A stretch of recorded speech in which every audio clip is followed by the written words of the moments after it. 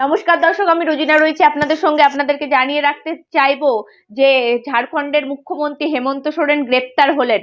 গ্রেপ্তার হওয়ার জল্পনা শুনেই অনেকেই বলছেন যে রাজ্যের মুখ্যমন্ত্রী যদি গ্রেপ্তার হতে পারেন, কি কেন গ্রেপ্তার হলেন তিনি? জমি সংক্রান্ত মামলায় তাকে গ্রেপ্তার করা হয়েছে, জমি সংক্রান্ত মামলায়।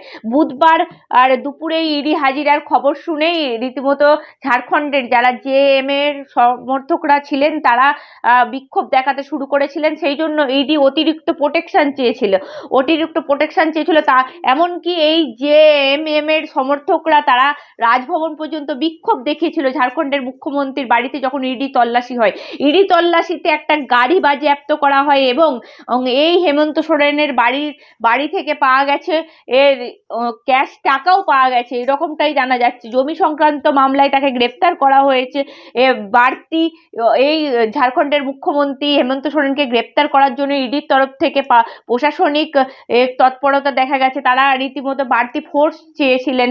সেই রকমই প্রশাসনিক দল গঠন করা হয়েছে, 3 সদস্যের দল গঠন করা হয়েছিল পরিস্থিতি সামলাতে। রাঁচির কাঁকে রোডে হেমন্ত সোরেনের বাড়ির চারপাশে জারি করা হয়েছিল 144 ধারাও।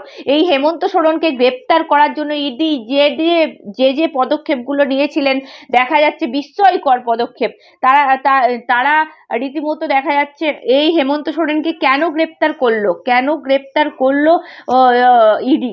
জমি সংক্রান্ত মামলায় রীতিমতো জমি সংক্রান্ত বেআইনি আর্থিক লেনদেনের মামলা তদন্তে বুধবার দুপুরে তার রাঁচির বাড়িতে হানা দিয়েছিল ইডির তদন্তকারী দল।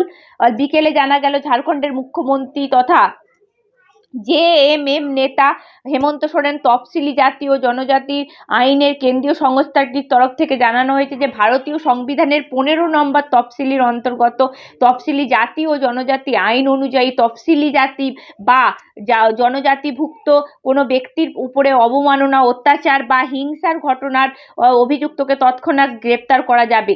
রাজনৈতিক বিশ্লেষকদের মতে ধারণা যে জনগোষ্ঠীর নেতা হেমন্ত সোরেন ইডির উপর চাপ বৃদ্ধি করতে এই পদক্ষেপ নেয়। হেমন্ত সোরেনকে জমি সংক্রান্ত বেআইনি আর্থিক লেনদেন মামলায় জিজ্ঞাসাবাদের উদ্দেশ্যে ইডির তদন্তকারী দল তার রাঁচির বাসভবনে গিয়েছিলেন। কেন্দ্রীয় সংস্থার তরফে জানানো হয়েছে ঘটনাচক্রে নরেন্দ্র মোদী সরকারের আমলে 2018 সালে তফসিলি জাতি ও উপজাতির বিরুদ্ধে অত্যাচার, শোষণ, বঞ্চনা রুখতে সংবিধান সংশোধনী বিল পাশ করা হয়েছিল। যাদবকে 9 ঘন্টা জেরা করা হয়েছে, তার ছেলে তেজস্বী যাদবকে জেরা করা হয়েছে।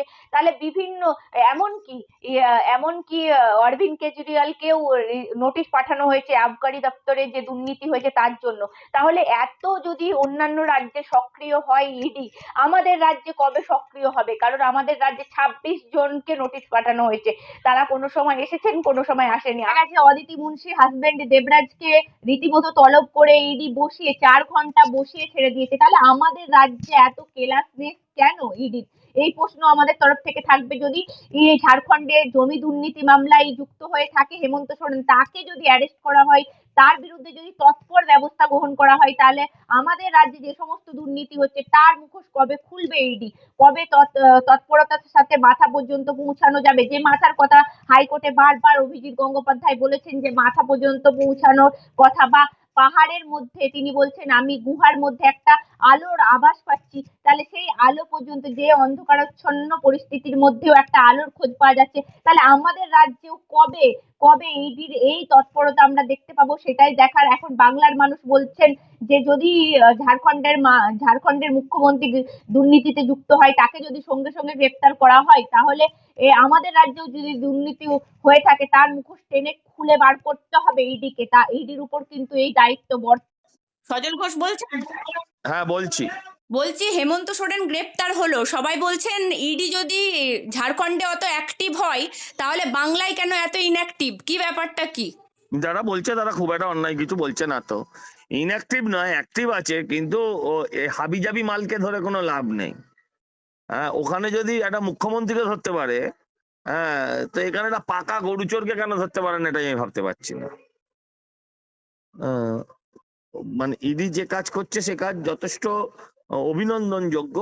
আমাদের সামনে যে তথ্যগুলো এসছে এখনো অবধি, হ্যাঁ, সেটা আসতো না যদি আর ইডি, সিবিআই, এনআইএ এরা না থাকতো সামনে। কিন্তু তা সত্ত্বেও কোথাও একটা বড় জ্বালা, বড় ব্যথা যে আসল চোরটা এখনো বুক ফুলিয়ে ঘুরে বেড়াচ্ছে। হ্যাঁ, আসল রাজ্যের সর্বনাশ যার ধার ধরে সে বুক ফুলিয়ে ঘুরে বেড়াচ্ছে, এটাই একটা বলছি, যন্ত্রণা। জমি সংক্রান্ত আর্থিক লেনদেনের ক্ষেত্রে দেখা গেল হেমন্ত সোরেনকে গ্রেপ্তার করা হলো, রাজভবনে গিয়ে ইস্তফা দিয়ে তাকে গ্রেপ্তার করা হলো। তাহলে মানে আমাদের রাজ্যেও কি এরকম আইন শৃঙ্খলার ব্যবস্থা থাকবে? আমাদের রাজ্যে যদি এই পরিস্থিতি সৃষ্টি হয়, কতটা স্মুথ হবে কি মনে হয়, যেভাবে ঝাড়খণ্ডে একদম এত একদম স্মুথ হবে, সরকার চাইলে, কেন্দ্রীয় সরকার চাইলে সব স্মুথ। 370 ধারা স্মুথ, হ্যাঁ, রাম মন্দির স্মুথ। তো এই একটা গরু চোরকে ধরলে কে বড় জোর পাবলিক উৎসবে মেতে উঠতে পারে, তার জন্য কিছু বিশৃঙ্খলা হতে পারে। হ্যাঁ, এরা ধরা পড়লে পাবলিক রাস্তায় নেমে উৎসব করতে পারে, তার জন্য কিছু বিশৃঙ্খলা হতে পারে। যেমন বিশ্বকাপ জয়ের পর আপামর ভারতবাসী নেমে পড়ে, সেরকম এইটার পরে যদি ভাইপো বা পিসি যদি কেউ যদি অ্যারেস্ট হয়, তাহলেও দেখবেন তৃণমূলটাও নেমে পড়বে। যারা তৃণমূল করছে তারা তো বেশিরভাগটা পেটের দায়ে তৃণমূল করছে, আর নয় পিঠের দায়ে তৃণমূল করছে। মন থেকে তৃণমূল কেউ করে না।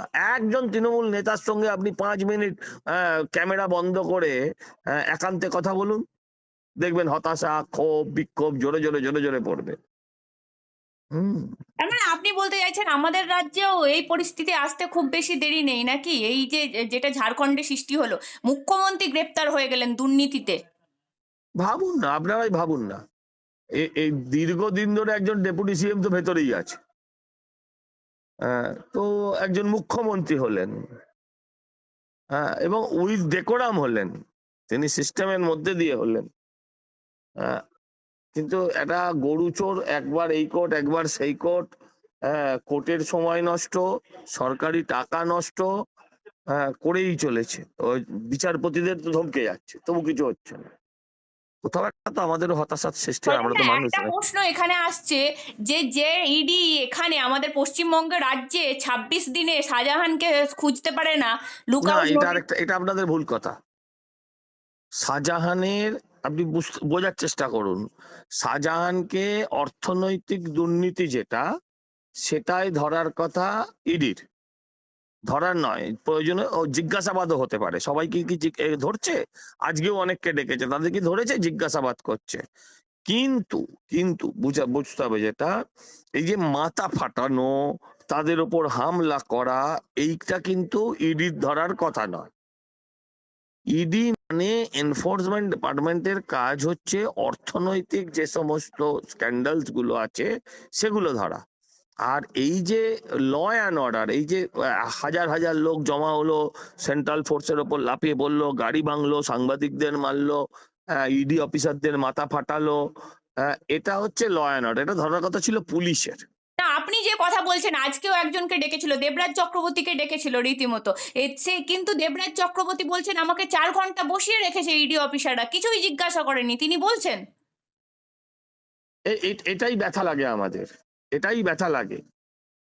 এমন খাতিরদারি করুন, যদি বেরোয়ও, বেরিয়ে যাতে আর দাঁড়িয়ে বলতে না পারে, এই যে বসিয়ে রেখেছে, বসে বসে পা ব্যথা হয়ে গেছে, আর যেন দাঁড়াতে না পারে, সেই ব্যবস্থা রাখা উচিত। এটা আমি কোনো ব্যক্তি বিশেষের ক্ষেত্রে বলছি না, এই দেবরাজ থেকে শুরু করে বাংলার যুবরাজ অবধি, হ্যাঁ, সবাই বেরিয়ে লেকচার মারে, এটা হজম করা সাধারণ মানুষ যারা, তাদের পক্ষে কঠিন। আর এতে কিন্তু বড় এজেন্সির প্রতি যে ভয়, দেখুন ভক্তি ভয় থেকেই আসে, এই ভয়টা যদি কেটে যায় তাহলে বড় মুশকিল। তার মানে আপনি আশা রাখছেন খুব শিগগিরই ঝাড়খণ্ডের মতো আমাদের এখানেও পরিস্থিতি সৃষ্টি হবে? খুব আশা রাখছি, কারণ এই প্রমিনেন্ট চোর। আপনাকে অসংখ্য ধন্যবাদ আমাদেরকে সময় দেওয়ার জন্য। দাদা, দেখা গেল ঝাড়খণ্ডের মুখ্যমন্ত্রী হেমন্ত সোরেন গ্রেপ্তার হলেন। সবাই এই মুহূর্তে বাংলার মানুষ বলছেন ইডি যদি ঝাড়খণ্ডে অত অ্যাক্টিভ হয়, বাংলায় কেন এত ইনঅ্যাক্টিভ, কি বলবেন? ইনঅ্যাক্টিভ কিছুই না, এখানে বিভিন্ন কাজগুলো চলছে, বিভিন্ন মামলাগুলো চলছে, অনেক কিছু সামনে আসছে, চিন্তা করবেন না। মানে দিল্লি যাবে হাওয়াই চটি, দিল্লি যাবে হাওয়াই চটি বারবার বলে তৃণমূল, খুব তাড়াতাড়ি তিহার যাবে হাওয়াই চটি। তিহারটা দিল্লির হরিনগরে অবস্থিত। দাদা, হেমন্ত সোরেন গ্রেপ্তার হলো জমি নিয়োগ দুর্নীতি, রীতিমতো জমিতে দুর্নীতি হয়েছে সেই জন্যই। কিন্তু একটা জিনিস বলুন তো, এই হেমন্ত সোরেনকে সঙ্গে সঙ্গে ইস্তফা দিয়ে তার রাজ্যে গ্রেপ্তার করা সম্ভব হলো, সেটা বাংলায় শাহজাহানকে ধরতে গেলে ইডির যা অবস্থা হয়, কিন্তু ঝাড়খণ্ডে দেখা গেল অনায়াসেই তাকে গ্রেপ্তার করা হলো। এবং বাংলায় যেটা চলছে একটা অদ্ভুত অপশাসন চলছে। বাংলায় সংবিধান মানা হয় না, ইডি অফিসারদের নামে মামলা হয়, তাদের নামে মিথ্যে কেসে ফাঁসানো হয়, তাদেরকে ভয় দেখানো। ইনফ্যাক্ট আপনারা দেখেছেন যে কোর্টকে কিভাবে ইনফ্লুয়েন্স করা হয়, কিভাবে কোর্টের নামে উল্টোপাল্টা কিছু করা হয়, বিচারপতিদের নামে এখানে পোস্টার পড়ে। তো বাংলা ইজ ডিফারেন্ট। তো আমি আবার বলছি, এটা জাস্ট লোক একটা ইস্যু যে হেমন্ত সোরেন এসে যখন হাওয়া চুরি হওয়াটাও সময়ের অপেক্ষা। তাহলে আপনি আশা করছেন যে বাংলায়ও ইডির অ্যাক্টিভনেস দেখা যাবে, আর বাংলায়ও খুব তাড়াতাড়ি আমরা দেখতে পাবো, নাকি এই ঝাড়খণ্ডের একদম যে পরিস্থিতি? একদম একদম। আপনাকে ধন্যবাদ, অসংখ্য